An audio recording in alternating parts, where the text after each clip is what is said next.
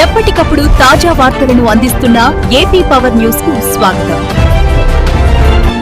నక్కపల్లిలో అక్రమ గ్రావెల్ రవాణా, 3 టిప్పర్లు సీజ్.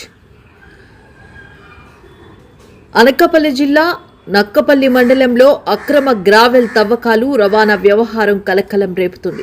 రేబాక ప్రాంతం నుంచి నక్కపల్లికి పెద్ద ఎత్తున గ్రావెల్ తరలిస్తున్నట్లు సమాచారం. నక్కపల్లిలోని సంత మార్కెట్ సమీపంలోని ఓ లేఅవుట్కు అక్రమంగా గ్రావెల్ తరలిస్తున్నట్లు సమాచారం అందడంతో నక్కపల్లి పోలీసులు రంగంలోకి దిగారు. 3 గ్రావెల్ టిప్పర్లను సీజ్ చేసి సంత మార్కెట్ వద్ద పార్క్ చేశారు. మరోవైపు వెదుళ్లపాలెం జాతీయ రహదారి సమీపంలో 4 టిప్పర్లు గ్రావెల్ను అన్లోడ్ చేసినట్లు సమాచారం. టోల్ ప్లాజా వద్ద సుమారు 10 టిప్పర్లను నిలిపి హెవీ లోడ్ కింద వేయింగ్ చేసినట్లు తెలుస్తోంది.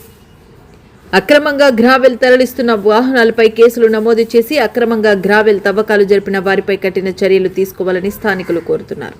ఈ టిప్పర్లు తునికి చెందిన ఓ మైనింగ్ వ్యాపారవేత్తకు సంబంధించినవిగా సమాచారం. తుని నుంచి నక్కపల్లికి భారీగా గ్రావెల్ తరలింపునకు ఒప్పందాలు జరిగినట్లు ఆరోపణలు వినిపిస్తున్నాయి.